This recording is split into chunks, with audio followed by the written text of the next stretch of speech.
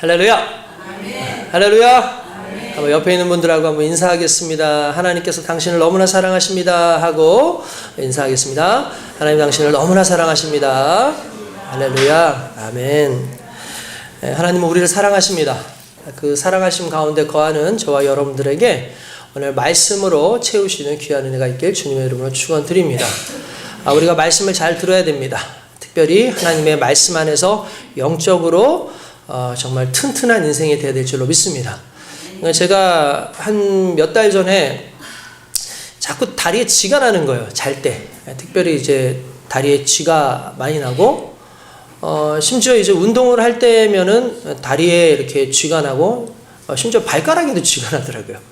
그래서, 왜 이렇게 쥐가 많이 나나, 이렇게 고민을 했어요. 그래서 어떤 분들은 물을 적게 마셔서 그렇다. 또는 이제 무기질이라든지 이런 게 몸에 적당하게 있지 않아서 그렇다. 그런 이야기들을 많이 하시더라고요.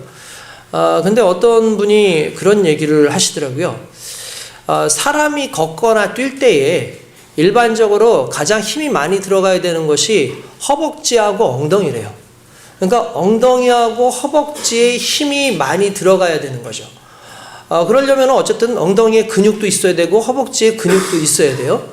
그래서 엉덩이와 허벅지가 많이 이렇게 움직여줘야 되는데, 엉덩이에 힘이 약하고 허벅지에 힘이 약하면 어쩔 수 없이 다리 쪽에 종아리 부분에 과부하가 생기는 거야. 그러니까 아무래도 힘이 그쪽으로 몰리는 거죠. 힘이 그쪽으로 몰리니까 그 힘이 몰리는 그 상황에서 근육이 이상 경련을 일으킬 수밖에 없는 상황이 발생할 수 있다는 거예요. 그래서 제가 그럴 수 있겠구나 라고 싶어서 최근에 나름대로 또 몸도 좀 상태를 좀 만들기 위해서 제가 계속해서 좀 이렇게 아픈 다리를 이끌고도 계속 운동을 좀 했어요. 계속 걷고 그래도 좀 가볍게 뛰기도 하고, 심지어 저희 그 아파트 계단이 한 20층 정도가 되는데 20층을 계속 올라갔다가 내려올 때는 무리를 안 주기 위해서 엘리베이터를 타고 내려오고 다시 걸어서 올라갔다, 이런 식으로 해가지고 처음에는 3세트 그러다 5세트 한 7세트 이런 식으로 해가지고 올라갔다가 내려갔다가 했습니다. 그러다 보니까 어느 순간에 보니까 엉덩이도 그렇고 허벅지도 그렇고 상당히 좀 힘이 생기는 것 같아요. 그러고 난 다음에 다리에 쥐가 안 생기더라고요.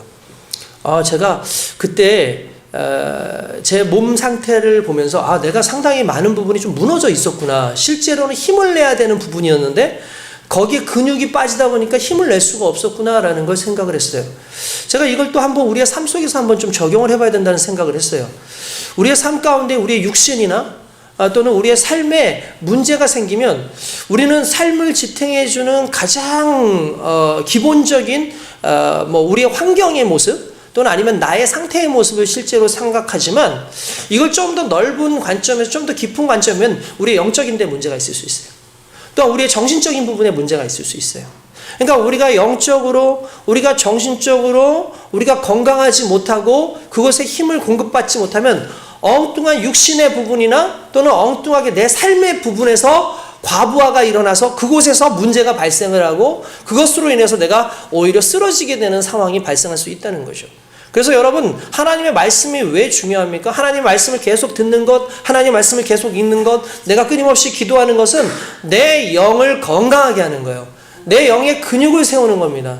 세상 가운데 문제가 있을 때 그 문제를 이길 만한 열심히 하나님의 말씀과 또한 기도와 예배와 하나님 안에서 내가 온전히 살아갈 때에 내가 힘을 얻는 거예요. 자주 말씀드리지만 근육이 생기는 원리는 과부하, 어떤 일정한 힘이 계속해서 내게 받쳐지면 그 힘을 버텨내는 것, 그 힘을 이겨낼 때 근육이 생기는 거잖아요. 마찬가지예요. 세상의 모든 문제 속에서 내가 영적으로 끊임없이 하나님 앞에서 나아가고 하나님 앞에서 움직여질 때에 내 영이 건강해지고 내 정신이 건강해지는 귀한 역사가 일어나고 결국 그것이 내 삶을 건강하게 하는 귀한 역사로 나타나게 되는 줄 믿습니다.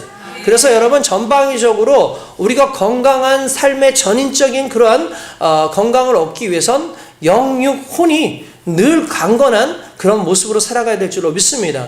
그래서 여러분들 삶에 문제가 있으면 삶부터 뒤돌아 보시기 전에 여러분들의 영혼의 문제, 내가 과연 하나님과의 관계가 어떤가, 내가 정서적으로 내가 과연 안정되어 있는가를 먼저 좀 찾아볼 필요가 있습니다.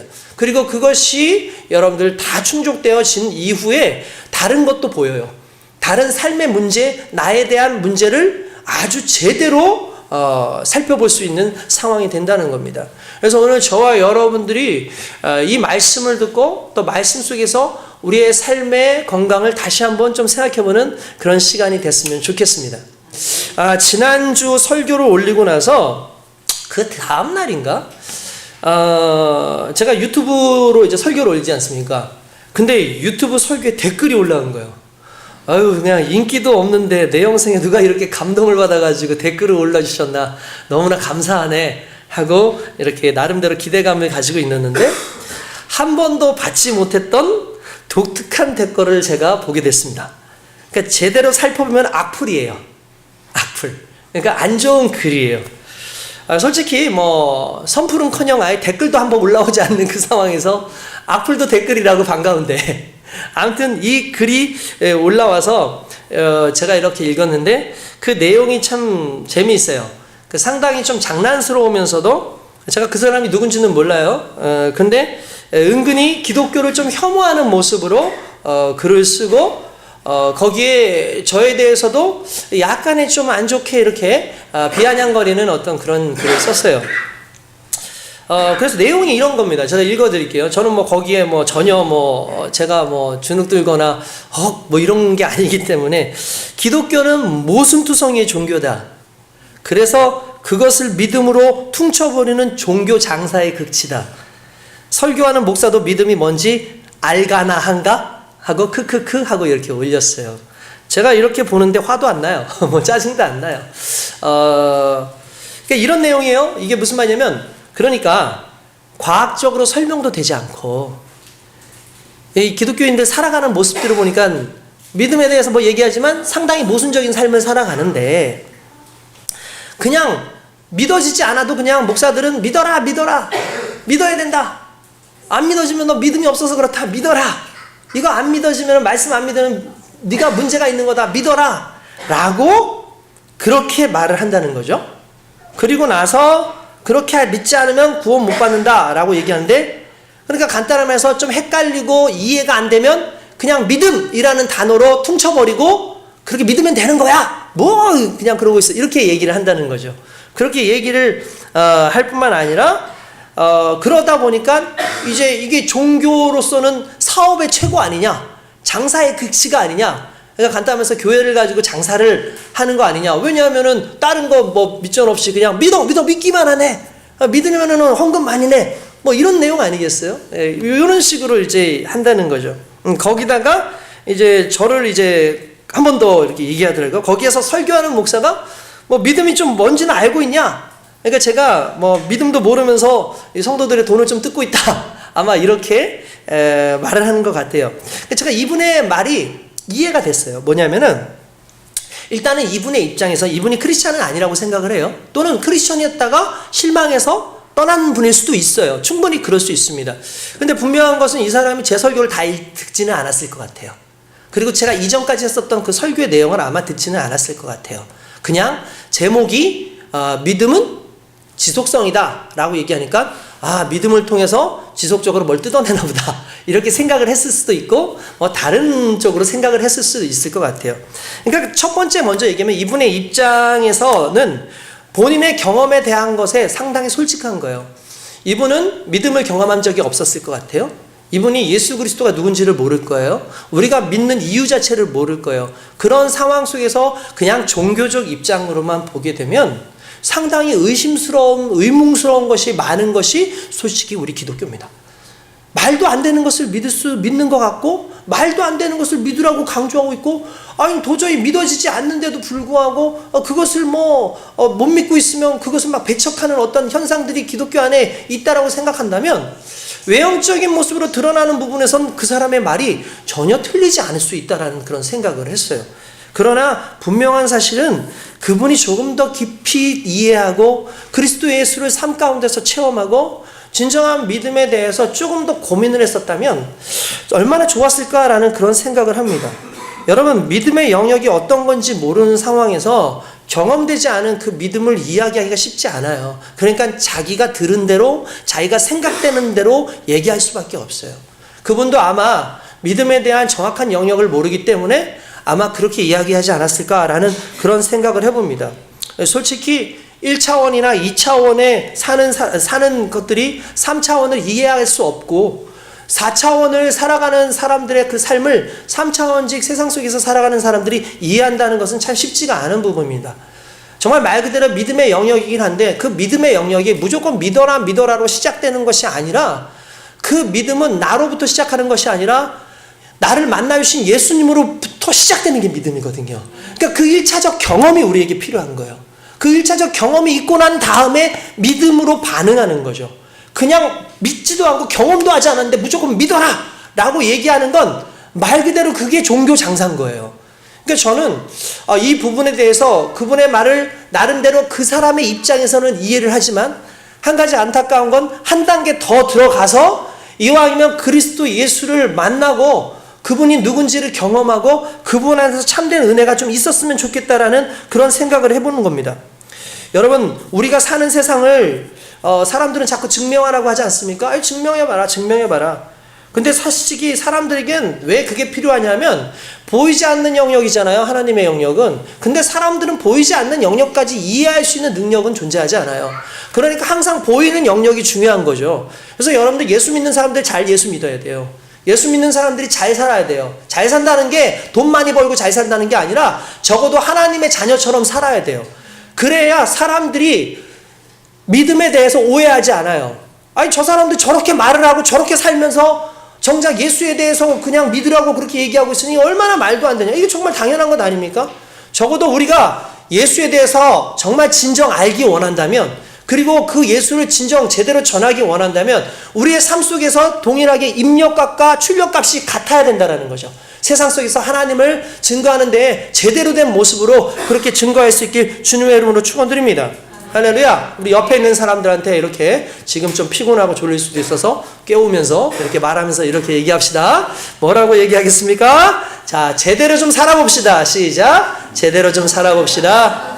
제대로 좀 살아봅시다. 네, 피곤하고 졸리시면 뒤에 가서 서 계셔도 괜찮습니다. 여러분, 교회가 복음보다는 지식을, 사랑보다는 헌금을, 섬김보다는 친교를 강화하고 주님보다는 목사님을 높여요. 근데 여러분, 이게 오늘날 현실에 우리 눈에 자주 보이는 교회들의 모습이에요. 실은 이게 상당히 위험하고 안타까운 현실인 거죠. 여러분, 이런 교회가 한두 개만 있으면 상관없는데 이런 교회가 너무나 깔려있고 너무나 돋쳐있다 보니까 세상 사람들이 빈도 숫자적인 부분에서 그런 교회를 더 많이 봐요. 그러다 보니까 자연스럽게 기독교가 마치 목사님이 장사하는 것처럼 그렇게 여겨집니다. 최근에 저희 교회도 나름대로 헌금이 많이 줄었어요. 예전보다. 그럴 수밖에 없죠. 여러 가지 상황 속에서. 그래도 더욱 이제 우리 교회를 운영하고 하는데 딱 적당하게 이제 그 정도 선.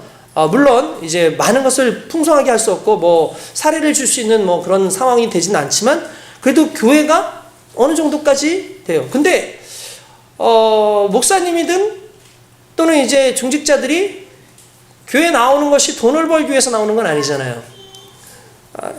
정말 그렇기 때문에 어쨌든 이 사역을 감당할 수 있는 거예요. 이 사역이 지속될 수 있는 거예요. 어떻게 보면은. 왜냐하면 우리의 목적은 정말 그리스도 예수를 통해서 믿음의 자녀로 세상을 살아가는 거니까. 믿음의 자녀로 하나님께서 구원해 주신 그 구원의 자녀로 세상을 살아가는 거니까 세상을 살아가는 한 방식이에요. 세상을 살아가는 한 영역이고 이 영역 속에 있는 우리에게 어떻게 보면은 세상 사람들은 늘 이상한 잣대로 볼 수밖에 없는 그들만의 잣대로 볼 수밖에 없다면 그들의 잣대 속에서도 적어도 도덕적으로든 또는 삶 속에서 상당히 선한 크리스찬의 영향력을 보여줄 필요가 반드시 있다는 겁니다. 그러면서도 한 가지 중요한 것은 여기에서 그 친구가 말했던 종교 장사라는 말을 해요. 근데 저는요 이 말을 들을 때 상당히 불편한 게 있어요. 그러니까 장사라는 말에서 불편한 게 아니라 종교라는 데서 상당히 불편해요. 저는 어렸을 때부터 기독교를 종교라고 한 번도 생각해 본 적이 없어요. 왜냐하면 우리가 믿는 하나님은 유일한 진리잖아요. 유일한 분이에요. 그러니까 우리가 다른 신을 인정한다 안 인정한다 그게 아니라 우리는 어렸을 때부터 우리는 예수를 믿어오면서부터 하나님 한 분밖에 없다라는 것을 우리는 알고 살고 하나님만 존재하기 때문에 종교라는 여러 가지의 분류 속에 하나의 종교로 들어가 있다는 것 자체가 저한테는 너무나 이게 좀 부담스럽고 좀 힘들었어요. 왜냐하면 내가 경험한 하나님은 참 하나님이고 그 하나님만이 정말 구원의 주체신데 다른 부분에 또 구원이 있다는 것은 수많은 종교의 이름과 똑같이 거론되고 있다는 게 정말 힘들었어요. 그러던 중에 어느 날 조정민 목사님이라고 여러분들 요즘에 유명한 목사님이니까 잘 아실 거예요. 그 목사님이 나와서 자신의 간증을 하면서 교회와 관련된 어떤 이야기를 하시는 걸 들었는데 이분이 이렇게 해요. 이렇게 얘기합니다. 여러분, 종교는 여러분을 자유롭게 하지 않습니다. 어떤 종교든지 여러분에게 더 많은 짐을 지울 겁니다. 또한 더 많은 마일리지를 쌓으라고 할 겁니다. 그래야지만 구원을 받을 수 있다고 얘기할 겁니다. 그러나 예수님은 우리에게 수고하고 무거운 짐진 자들아 다 내게로 오라 내가 너희를 자유케 하리라 라고 말씀하셨습니다. 예수님 면에서 나는 대박났습니다. 저는 쉬워졌습니다. 편해졌습니다. 생명이 생겼습니다. 생명의 현상을 경험하게 하신 예수님, 그분은 우리를 종교로부터 우리를 해방시키신 분입니다 라고 얘기를 하는 거예요. 제가 그 이야기를 듣는 순간 참 감격이 왔어요. 세상엔 수많은 종교들이 있어요. 그 종교들의 특징이 뭡니까? 열심히 해야 돼. 나를 위해서 108번 절을 하도 1000배를 1000배를 올리고 헌금을 내고 이런 것 저런 것들을 다 해. 그런 걸 해도 또 이렇게 살아야 돼, 이렇게 해야 되면서 상당히 많은 것들을 끊임없이 우리한테 주고 그걸 못하고 있으면 항상 죄책감에 빠지게 하는 것이 바로 일반적인 종교의 특징이라는 거예요. 근데 우리 주님은 이렇게 말씀하십니다. 너희가 노력했다고, 너희가 애썼다고, 너희가 나름대로 열심히 교회를 나왔다고 구원받는 것이 아니라 내가 너희를 사랑해서 십자가에 달려 죽고 너희를 품고 너희를 용서했기 때문에 너희는 구원받은 거다. 아멘. 너희로 인해서 나온 너희의 열심으로 인해서 받은 구원이 아니라 내 사랑으로 인해서 받은 게 구원이야 라고 말하기 때문에 그 그리스도 예수를 경험하는 순간 우린 진정한 자유를 느낀다는 거죠. 여러분, 이게 오늘 우리에게 가장 중요한 믿음의 본질적인 요소 아니겠습니까? 나로부터가 아니라 주로부터 시작되어진 것. 근데 우리는 사람이다 보니까 어쩔 수 없이 주어진 이 은혜와 이 감격, 공짜로 주어지니까 뭔가 좀 이상해요. 내가 뭔가 좀 더 열심히 해야지 되는 거 아니야? 내가 이거 공짜로 받는 게 뭔가 부담스러워. 그러다 보니까 종교적 열심으로, 흔히 말하는 종교적 열심으로 하다 보니까 어느 순간 기독교도 그 사랑과 자유의 종교가 아니라, 자유의 그 삶이 아니라 어느 순간에 뭔가 종교적 열심만이 마치 나를 증명하고 나를 막 구원받게 하는 것처럼 착각한단 말이에요. 그걸 이용해서 수많은 사람들이 헌금을 더 많이 내야 된다, 더 이렇게 봉사하고 헌신하면 복 받는다라고 말을 하는데, 여러분 한 가지만 깨달아 주십시오. 우리는 이미 복 받은 사람입니다. 우리는 이미 왜 복 받은 사람이면 예수를 믿는 것이 이미 복입니다. 천국을 소유한 자들이란 뜻이죠. 그 천국을 소유한 자들로서 하나님을 믿는 저와 여러분들에게 오늘 진정한 소망이 있는 줄로 믿습니다. 이렇게 얘기하면 어떤 사람들 그렇게 얘기하죠. 무슨 소리냐? 기독교가 얼마나 사람을 얽매이게 하는 줄 아느냐? 얼마나 자유를 뺏는 줄 아느냐? 툭하면 뭐뭐 하지 말라 그러고 툭하면 뭐뭐 하라고 한다. 여러분, 이거는요 그 내용의 잘못이에요. 무엇을 하라느냐의 내용의 잘못이에요. 왜냐하면요, 여러분 이런 겁니다. 기독교 실제로 하지 말라는 거 많아요. 그리고 하라는 것도 있어요. 왜냐하면 그건 말씀 속에서 나오는 거예요. 목사님 이야기가 아니고. 여러분, 죄 짓지 말라고 하는 게 자유를 억압하는 겁니까? 죄 짓지 말어, 죄 지으면 안 돼, 그렇게 살지 말어가 자유를 억압하는 겁니까? 건강하게 생명 있게 살아, 이게 짐을 지우는 겁니까? 사람들은 죄적 본능에 의해서 죄 짓고 싶어요. 쾌락을 갖고 싶어요. 세상적으로 살고 싶어요. 근데 교회는, 하나님은 그렇게 살지 말래요. 그러니까 뭐라면, 기독교는 항상 우리를 이렇게 이런 식으로 우리를 규제하고 우리를 통제하고 우리를 억압하고 있어. 아니, 우리가 예수를 믿었으니까 건강해져야 될 거 아닙니까? 수술받은 환자에게 여러분 술, 담배 하지 마세요. 운동 열심히 하세요. 이거 당연한 거 아닌가요? 그잖아요. 이건 당연한 거잖아요. 왜냐하면 그 사람의 나은 건강을 위해서, 보존하기 위해서 하는 거잖아요. 예수님께서 요한복음 5장 14절에 보면은 38년 된 병자가 병에 나왔어요. 그러니까 38년 되는 게 38년 동안 아팠다는 거지. 아니면 38년 된 병자였다는 건지, 아니면 그 병이 38년이었는지 뭔지는 모르겠습니다. 그런데 중요한 건 그 사람이 주님 안에서 나았어요. 그러니까 예수님이 그를 불러서 이렇게 한다. 더 심한 것이 생기지 않도록 죄 짓지 말라라고 얘기해요. 그러니까 이 사람의 병의 근원은 죄와 관련되었던 거죠. 그러니까 여러분들 이걸요 좀 쉽게 얘기하면 이런 거예요. 예수님은 우리의 자유를 억압하시는 것이 아니라 우리로 생명으로 충만하게 하시는 목적으로 말씀하시는 거예요. 그걸 세상 사람들은 억압한다, 구속한다 라고 얘기하지만 주님이야말로 우리를 풍성케 하시고 자유롭게 하시는 좋으신 하나님인 줄 믿습니다. 여러분, 그 하나님의 자녀로 산다는 게 얼마나 중요한 겁니까? 여러분, 이거예요. 값없이 주는 그것. 그 하나님을 알고 살아가면 종교장사라는 말을 쉽게 입에 내지 못할 거라는 거죠. 우리 하나님은 좋으신 하나님입니다. 여러분들이 헌금, 저는 뭐 웬만하면 헌금 얘기를 잘 안 해요. 이유는 간단합니다. 헌금이 여러분들을 구원받게 하지 않아요. 여러분들이 헌금을 냈기 때문에 안 냈기 때문에 그건 어디까지나 하나님과 1대1의 관계 속에서 여러분들의 삶 가운데 이것을 내가 얼마큼 더 베풀 수 있느냐, 나눌 수 있느냐는 거죠. 초대교회 때에는요 11조에 관련돼서는 아예 얘기도 안 했어요. 근데 놀라운 거는 더 나와. 사람들이 더 내. 바나바 같은 경우에는 어떻습니까? 자기의 재산을 다 팔아요. 그래서 그 교회에 나눠서 가난한 자들을 위해서 써요. 나 먹고 나 혼자 잘 살겠다가 아니라 함께하는 그리스도인들이, 함께하는 어떤 사역들이 더 풍성해지기를 원해서 헌금이 드려지고 11조가 드려져요.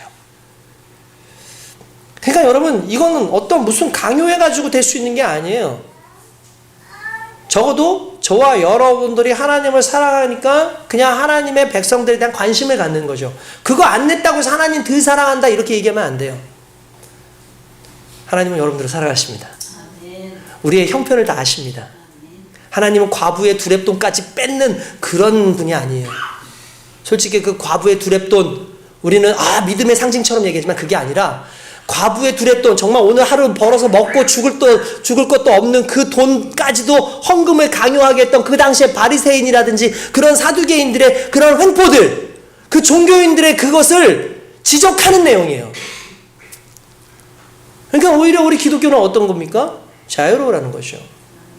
그런데 그 자유로움 가운데는 사랑의 의무도 있다라는 걸 이야기하고 있는 겁니다. 할렐루야. 바로 그 주님이 오늘 우리에게 하나의 교회의 정체성을 말씀하시는 게 오늘 본문의 내용이라는 거예요. 여러분, 우리는 정체성을 가지고 있습니다. 전 정체성 설교를 진짜 좋아해요. 왜 그러냐면 결국 내가 일하게 하는 것이 나의 정체성이에요. 누누이 얘기하잖아요. 그렇지 않습니까? 양짓을 하는 이유는 양이기 때문이에요. 와가지고 멍멍 짖는 이유는 개이기 때문에 그래요. 야옹야옹거리는 거는 걔가 고양이니까 야옹야옹거리는 거예요. 사람은 사람으로서의 정체성을 가지고 있죠. 똑같이 돼요. 하나님을 믿는 하나님의 자녀들은 하나님의 자녀로서의 정체성이 그 삶을 살게 하는 거예요. 그러니까 내가 오늘 어떤 정체성을 가지고 있느냐가 상당히 중요하죠. 오늘 성경은 바로 그걸 이야기하는 거예요. 그 정체성을 만들어주시는 분이 누구겠습니까? 우리 하나님이죠. 신약 시대에도 정체성을 새롭게 깨닫게 해주시는 것이 이 마태복음에 나와 있는 팔복이라고 하는 이 말씀에서 나오는 거예요. 여러분들 팔복 많이 들어보셨을 거예요. 특별히 우리 교회는 팔복 설교를 제가 잘 안 해가지고 팔복이 무슨 말인지도 모를 수도 있는 분들이 많을 거예요. 그러나 적어도 신앙생활을 10년 이상 하신 분들은 팔복이라는 게 뭔지 알아요. 흔히 말하는 산상수훈이라는 거 있어요. 예수님께서 마태복음 5장에서 7장에 이르기까지 하나님께서 우리에게 주시는 말씀에 대해서 좀 설명하신 그 부분들이 나오는데 그걸 일반적으로 우리는 산상수훈이라 그래요. 산상이라는 게 뭐냐면 산 위에서 백성들을 내려다보면서, 왜냐하면 그렇게 얘기하면 잘 들리니까 그들에게 이야기한 설교, 그거를 산상수훈이라고 얘기합니다. 이 산상수훈은 여러분들이 꼭 읽어야 돼요.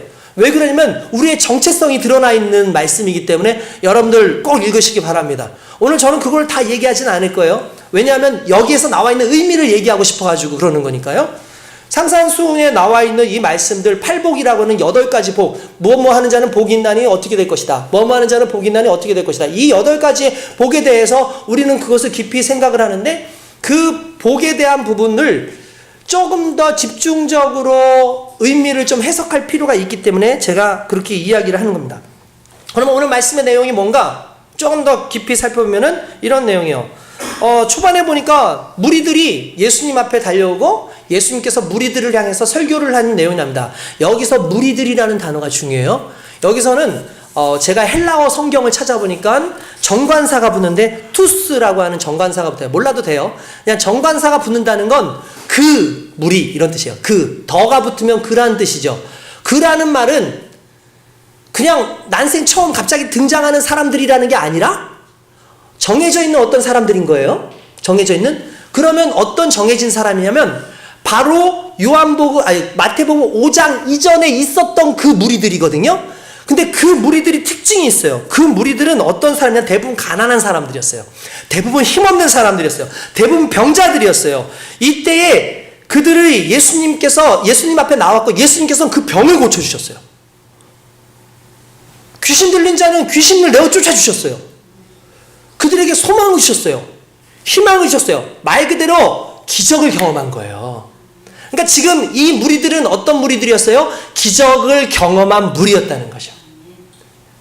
그리고 난 다음에 기적이 있으니까 다음 말씀이 저 같았으면 수많은 이들이 더 예수님께 모였고 예수님은 계속해서 기적을 행하셨더라. 그래서 이런 기적도 다 낫게 하시고 뭐 아토피도 낫게 하시고 뭐 고혈압도 낫게 하시고 그러셨더라. 이렇게 나왔으면 좋은데 그렇게 되면 뭔가 더 좀 뭐 이렇게 좀 풍성한 예수님의 기적을 경험할 텐데 갑자기 그 순간에 기적이 끊겨요. 그리고 나서 예수님께서 그들을 산으로 불러요. 그래서 산에서 이야기를 하시는 거예요. 그러니까 간단하게 해서 이런 거죠. 기적이 끝난 건 아니에요. 또 나중에 또 기적이 생기니까 기적이 끝나고 나서 갑자기 예수님께 그들에게 말씀을 주세요. 그 말이 무슨 말이냐면 기적에서 말씀으로. 기적을 바라보던 인생에서 말씀으로 살아가는 인생으로 부르시는 거예요. 여러분 이게 너무나 중요해요. 우리는 하나님 내게 기적을 좀 주십시오. 내가 교회를 다니고 하면 적어도 하나님 한두 번은 좀 만나주셔가지고 저한테 이런 기적을 좀 주셔야 될 거 아닙니까? 그 기적을 좀 주십시오. 이렇게 얘기할 수 있잖아요. 그런데 우리가 기적이 우리의 목적이 아닌 거예요. 예수님은 오히려 그 기적을 통해서 말씀으로 부르세요. 그 기적을 통해서 우리의 삶을 더 깊은 곳으로 부르시는 거예요. 오늘날 교회들의 문제가 뭔지 아시죠? 기적이 일상화되는 삶을 추구하는 게 교회의 문제인 거예요. 여러분 기적이 일상화되지 않아요. 기적이라는 것은 틀을 깨는 거잖아요. 어떻게 보면 틀을 깨는 거잖아요. 현상의 틀을. 우리 하나님은 질서의 하나님이에요. 자꾸 틀을 깨라고 하지 마세요. 아프면 병원 가세요. 그냥 아프면 병원 가세요. 왜 그게 옳습니까? 병원도 하나님이 만드셨어요. 의사도 하나님이 만드셨어요. 그들이 고칠 수 없고 더 이상 사람이 손대지 못할 때 그때는 하나님께서 정말 하나님밖에 없으니까 구할 수 있겠지만 그 외에 구할 수 있는 것들을 하나님께서 마련해 주셨는데 그거는 제껴놓고 하나님 기적 주십시오라고 얘기하고 있는 것 자체는 어떻게 보면 우리는 너무나 기적이라는 것을 믿음과 너무 직관적으로 이렇게 놓고 있고 기적이라는 것에서만 내 믿음이 발현될 것처럼만 착각하는 거예요. 그러나 하나님이 원하시는 건 기적의 삶에 머무는 것이 아니라 말씀의 삶으로 가는 거예요. 여러분 지난번에도 말씀드렸지만 과연 기적이 사람을 변하게 할까요? 많이 변하게 할까요? 초반엔 변할 수 있어요. 하나님을 경험할 수 있어요.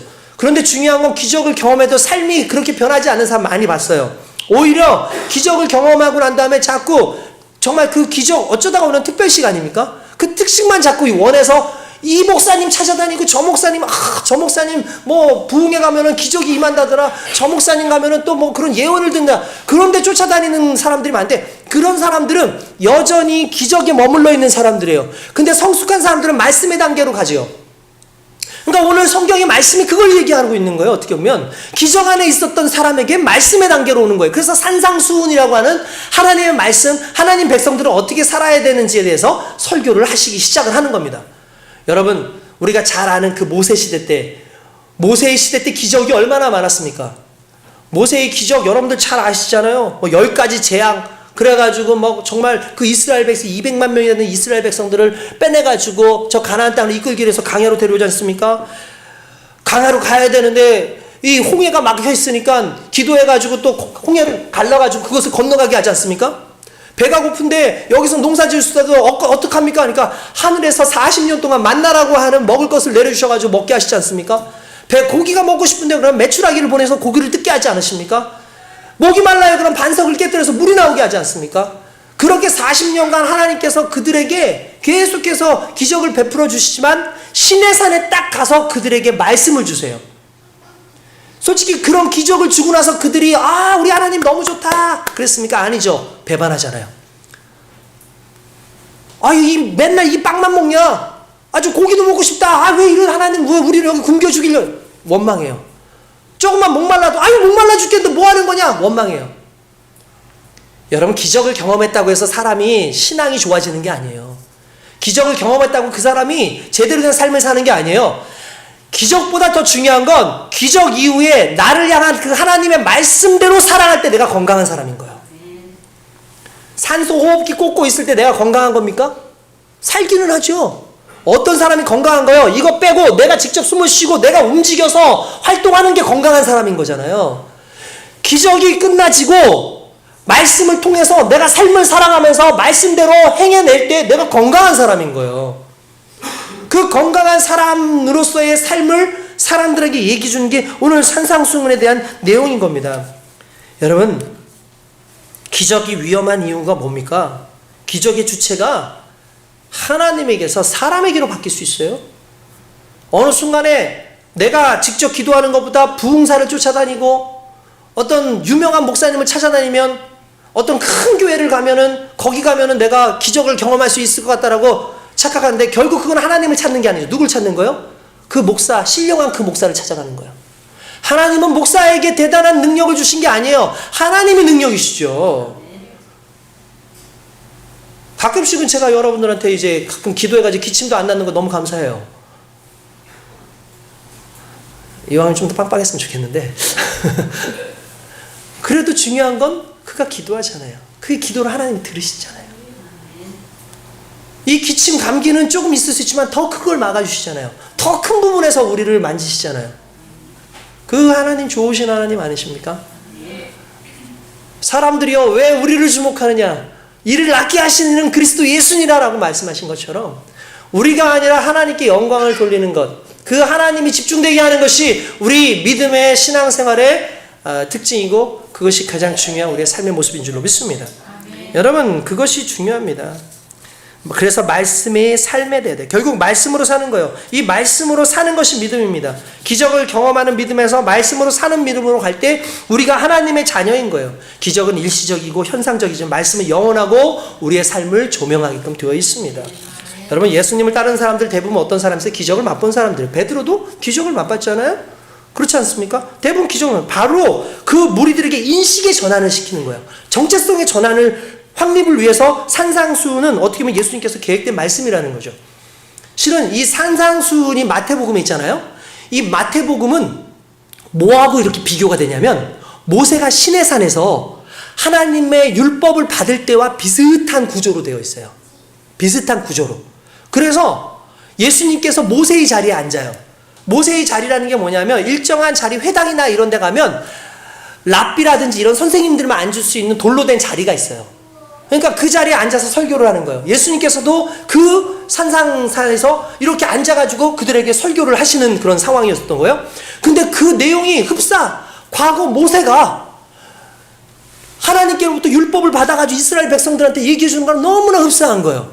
그럼 우리가 여기서 생각을 해봐야 돼요. 예수님께서 일단 먼저 모세 때 왜 하나님께서 모세에게 율법을 주셨을까? 십계명 같은 걸 왜 주셨을까? 라는 걸 좀 생각해 보는 거죠. 그러면 이유는 간단해요. 십계명을 주신 이유는 너희는 내 백성이란 뜻이에요. 여러분 보십시오. 법은 자국 백성들에게만 효력이 있습니다. 미국 사람들한테는 미국 법이, 한국 사람들한테 한국 법이 있죠. 과거에 그들은 이집트의 노예로 살았기 때문에 애굽의 백성이었어요. 애굽의 법에 의해서 살았지만 그들이 풀려나오죠. 그래서 하나님께서 새로운 율법을 주세요. 그 말은 뭡니까? 너희는 이제 내 백성이야.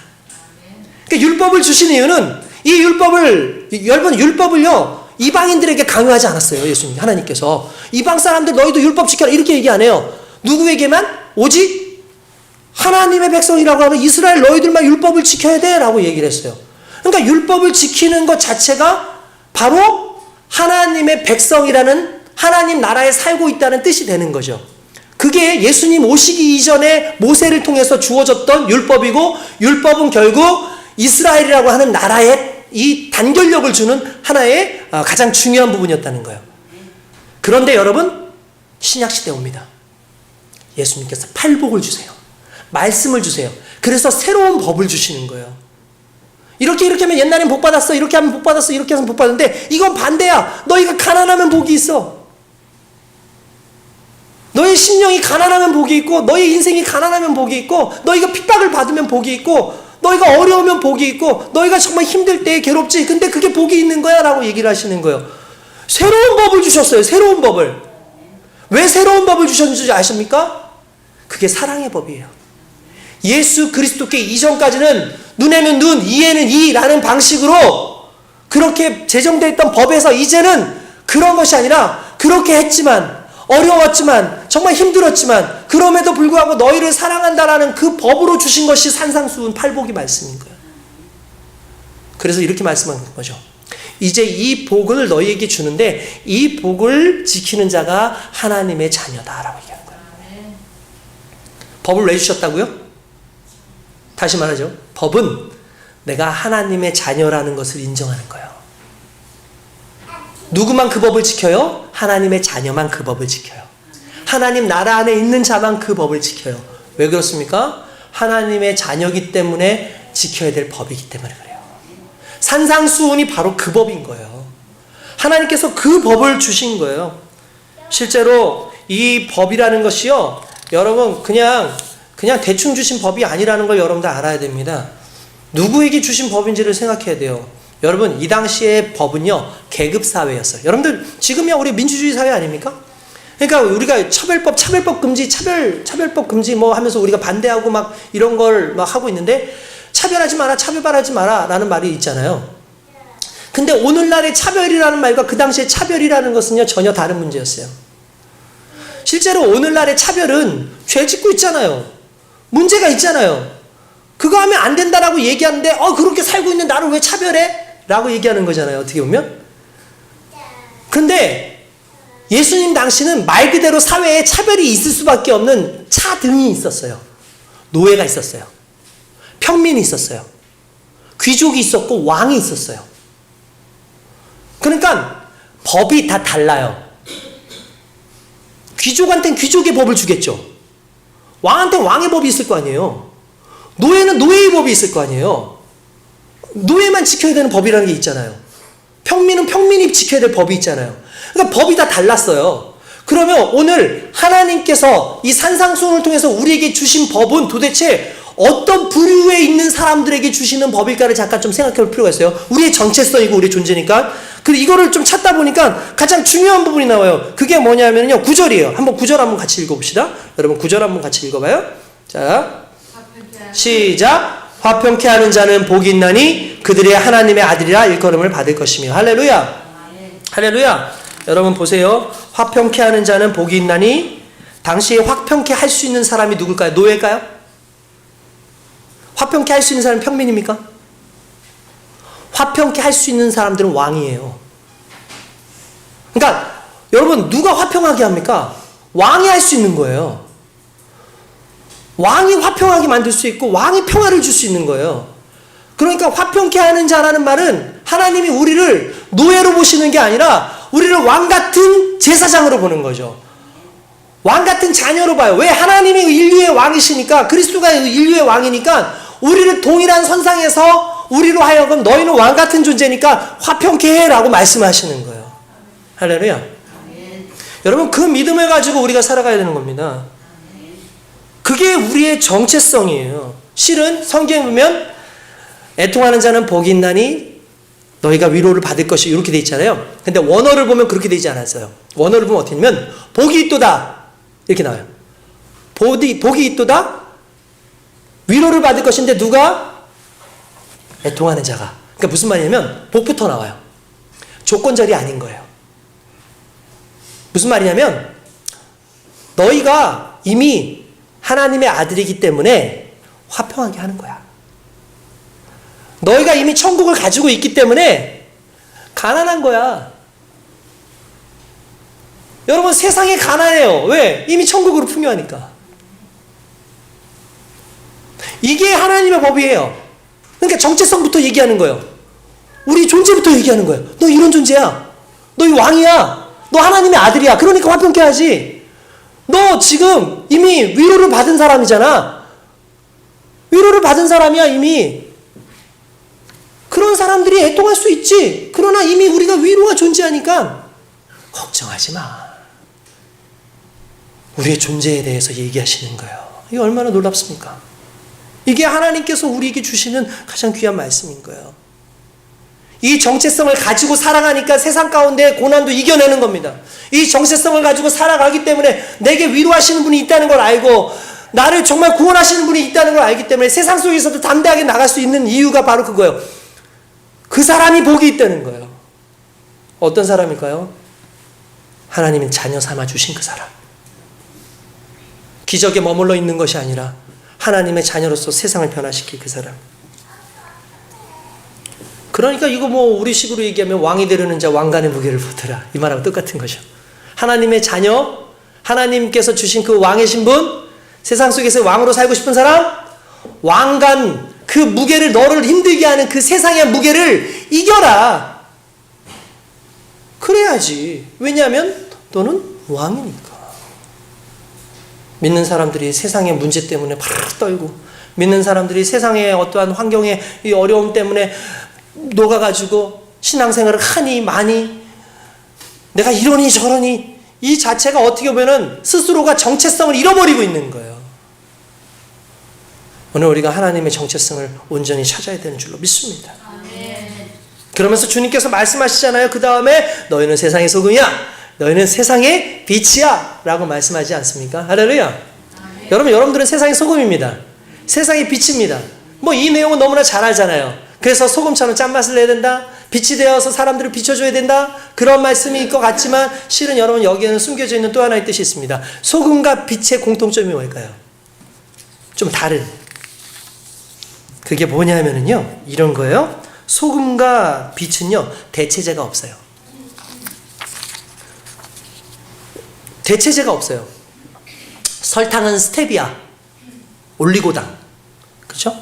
그리고 뭐 알룰로스인가요? 이런 거. 또 에리스트리톨. 이런 게 단맛을 내줘요. 심지어 스테비아 같은 경우는 그 설탕보다 약 100배 정도의 당도를 가지고 있어요. 그러니까 그 당도를 가지고 있는 그런 설탕은 대체제가 있죠. 여러분, 세상에 쾌락은 대체제들이 있어요. 내가 이것을 쾌락을 못 느끼면 다른 걸 느껴요. 심지어 마약 같은 경우에는 내가 평상시에 가지고 있는 최고의 쾌감보다 100배, 1000배의 쾌감을 준대요. 그 도파민을 그렇게 분비를 시킬 수 있대요. 세상의 쾌감은 그래요. 설탕은 어떻게 보면 세상의 쾌감 같은 거 아닙니까? 근데 짠 것은요, 소금 아니면 안 돼요. 소금 맛이 짠낼 수 있어요. 빛은요, 빛만 비칠 수 있어요. 빛이 아닌 거, 전에 말씀드렸잖아요. 우리 예원이 어렸을 때 하얀색 이불 딱 덮고 있는데 하얀색 이불이 얼마나 환합니까? 근데 불 딱 끄니까 아빠 우리 하얀색 이불 덮었는데 왜 어이가 껌껌해? 그러니까 애 머릿속에는 하얀색 이불이 그냥 하얘니까 다 밝아야 된다고 생각하는데 하얀 것은 색깔이죠. 색깔은 밝히지 않아요. 그러나 빛깔은 밝힙니다. 전에도 말씀했지만 검은색 비슷한 그런 좀 흐린색 그리고 뭐 보라색, 빨간색, 파란색 그 조명을 한 곳에 비치면 밝은 색이 되잖아요. 이유가 뭡니까? 빛깔은 그런 거예요. 대체할 수 없어요. 마찬가지예요. 하나님께서 우리 보러 소금이다, 빛이다라고 말하는 건 대체할 수 없는 존재라는 걸 얘기하시는 거예요. 여러분도 대체할 수 없는 존재입니다. 여러분 하나로 너무나 귀중하고 소중하고 여러분이 최고예요. 하나님은 여러분들을 그렇게 만드셨어요. 어디 가서 기죽지 말어. 환경 때문에 기죽지 말고, 내가 힘들다고 기죽지 말고, 내가 가지고 있는 지위, 내가 가지고 있는 학력 이런 것 때문에 기죽지 말아요. 왜냐하면 나는 유일한 존재인 거예요. 제가 지난번에도 여러분들 그런 얘기 했잖아요. 우리 어르신들에 대해서 얘기할 때 어르신들이 가장 두려워하는 것 중에 하나가 나이가 들면 쓸모가 없어지는 것에 대한 두려움이 있다라고 얘기하잖아요. 여러분 한 가지만 말씀드릴게요. 여러분 어르신들의 쓸모는 쓸모의 영역이 아니라 존재의 영역이에요. 쓸모가 있기 때문에 그분들이 가치가 있다 아니다를 따지는 게 아니라 그건 사람들의 기준이고 그분이 존재하는 것만으로도 좋아요. 집에 갔어요. 나이 많으신 80, 90된 어머니가 계세요. 내 엄마가 있어요. 집에 들어가요. 이 쓸모도 없는 양반 왜 여기 있어? 라고 말하는 사람 있어요? 좋잖아요. 왔냐? 좋잖아요. 얼마나 좋아요. 그게 존재의 가치예요. 존재의 영역이에요. 제가 최근에 아는 목사님이 딸이 둘째를 낳았대요. 그러니까 손녀딸을 봤어요. 예전에는 아는 목사님이 딸을 낳았어요 이렇게 설교를 했는데 이제는 아는 목사님의 딸이나 며느리가 애를 낳았어요 이렇게 얘기를 해요. 그러니까 제가 그렇게 돼가는 것 같아요 점점. 근데 이 아이를 보면 이 아이를 보면 우리 기준이나 세상의 기준은 이거 뭐 쓸 데가 있나 이런 거잖아요. 태어난 아이 때 아유 이 쓸모도 없는 거 왜 태어나가지고 그냥 이렇게 얘기하는 사람 누가 있어요? 아우 이쁘다. 아우 너무 사랑스럽다. 아우 너무 귀하다. 얘를 먹이기 위해서 얘가 쓸모가 있는 게 아니라 우리가 쓸모가 있어야 돼요. 얘한테 젖을 먹여야 되고 먹여 살려야 되고. 여러분 근데요 그거 있죠. 그러면 얘는 쓸모에 의해서 존재하는 거예요? 가치가 있는 거 아니에요. 태어날 때 이미 그는 존재의 가치를 가지고 태어나는 거예요. 우리 하나님이요 여러분들을 보고 너 왜 이렇게 살아? 너 왜 저렇게 저런 식이야? 라고 말씀하잖아요. 여러분들은 이미 여기에 존재하는 것으로 하나님께 기쁨이에요. 여러분들이 이 교회에 있는 것으로 말미암아 이미 이 교회의 기쁨이에요. 여러분들이 제가 설교하는 이 자리에 있는 것만으로 저에게는 여러분들의 기쁨이에요. 이 존재의 기쁨이 얼마나 놀라운 것인지 아십니까? 대체할 수 없는 그 존재의 기쁨을 가지고 우리가 살아가는 것 아니겠습니까? 예전에 서산에 우리 사시는 우리 정집사님 어머님 돌아가실 때 의식도 없고 호흡도 없으시고 그냥 호흡기 달고 연명하시고 있는데 주변 사람 힘드니까 이제 그만 좀 놓아드려라. 이제 힘드니까 좀 놓아드려라 라고 얘기합니다. 저도 그랬어요. 집사님 이제 그만 좀 가실 수 있도록 그냥 놓아드리는 게 낫습니다. 그러니까 이 집사님이 안 돼요. 보낼 수 없어요 라고 얘기해요. 왜 그러냐 했더니 어머니가 뭘 해주는 것도 아니잖아요. 그냥 이거 달고 그냥 누워만 있는 거잖아요. 그래도 엄마 돌아가시고 나면 이렇게 와서 만질 수 있는 살이 없잖아요. 누워있더라도 그냥 보고 싶으면 와가지고 얼굴도 쓰다마주고 만지고 싶으면 와가지고 엄마 팔도 잡아줄 수 있는 엄마가 있다는 것만도 얼마나 저는 좋은지 몰라요. 그랬으면 좋겠어요. 엄마 평생 여기 누워있어도 좋으니까 그냥 만질 수만 있으면 좋겠어요 라고 얘기를 하는데 그냥 왈칵 오더라고요.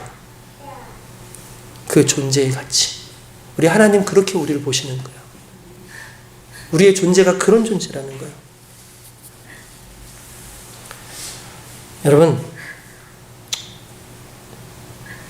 도구야 쓸모의 가치를 따지겠지만 인생이나 생명은 존재의 힘이 있습니다.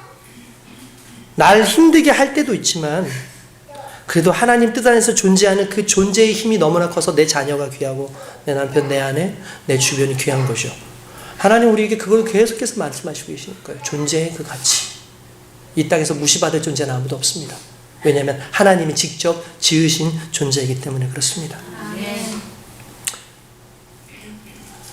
그 존재에 대한 가치를 여러분들 깨닫는다면 이제 우리 좀 밖으로 생각했으면 좋겠어요. 하나님도 그런 존재였으면 좋겠다. 내게 하나님도 그랬으면 좋겠다. 김강이라고 하는 분이 있어요. 제가 그분을 우연찮게 그 새롭게 하소서를 통해서 보게 됐는데 캥스터즈라고 하는 휠체어 휘트니스 장비를 제조하시는 분이더라고요. 젊은 분이 한 32살, 33살 정도 되신 분인데 새롭게 하소서에 나와서 간증을 했어요. 이분 부모님들이 다 장애인이에요. 그래서 더 영감을 받아서 그런 걸 했을지 모르겠어요. 근데 나중에 신앙생활 하면서 하나님 앞에 항상 기도하는 내용들이 있잖아요. 하나님 이렇게 해주세요. 저렇게 해주세요. 그런데 어느 날 자기가 보니까 누구에게 어떤 상황에서 말씀을 듣는데 자기가 가짜 크리스천이라는 거예요. 그래서 내가 왜 가짜 크리스천이냐면 그렇게 얘기하는 거예요. 가짜 크리스천의 특징이 있다는 거예요. 그게 무엇이냐면 자기 중심적인 믿음을 가지고 있대요. 그 말은 다른 말로 하면 하나님이 나 때문에 존재해야 하는 거예요. 하나님이 나 때문에 내가 성공해야 하고 내가 사업이 잘 돼야 하고 내가 좋은 대학 가고 내가 결혼해서 내가 유복하게 살아야 하기 때문에 하나님이 계셔야 된다는 거예요. 그래서 하나님이 내가 잘 되어야 하기 때문에 존재해야 되는 분이라는 거죠. 자기가 그걸 깨닫고 났어. 그러니까 자기가 믿는 자기 중심적인 이 믿음이 얼마나 가짜 크리스찬의 모습인가. 나는 모태신앙이었고, 나는 어렸을 때부터 신앙생활을 해왔고, 나는 그래서 그냥 살면서 기도하는 것도 항상 이거 해주세요 저거 해주세요 하면서, 그러니까 내 성공을 위해서 내 무언가를 위해서 하나님 그렇게 사용하고 있고 이용해 먹는 그 부분이었지, 하나님 그냥 계시는 그 존재 자체로, 하나님 내 아버지라는 그 존재 자체로, 하나님이 나를 지으신 분이라는 그 존재 자체로 기뻐하지 않는, 나를 구원하셨다라는 그 존재 자체로 기뻐하지 않는 자신의 모습을 보면서 회개하는 모습이 있었다는 거예요. 여러분, 교회의 정체성이 무엇입니까? 나를 존재 그대로 받아주시는 그 하나님, 그 하나님을 있는 그대로 받을 수 있는 우리의 모습들, 이것이 결국 교회의 정체성이고, 그것을 통해서 결국 드러나게 하는 게 뭡니까? 내게 허락하신 빛으로서 소금으로서의 사명 뒤에 이 모든 건 내가 아니라 하나님께 돌립니다라고 말할 수 있는, 그것이 우리 신앙의 믿음의 가장 중요한 중심인 줄 믿습니다. 오늘 저와 여러분들이 하나님 앞에서 너무나 귀한 존재라는 걸 믿으시기 바라고, 그 귀한 존재로 서 있는 여러분들을 저는 사랑합니다. 여러분들도 서로 사랑하시길 주님의 이름으로 축원드립니다. 기도하겠습니다.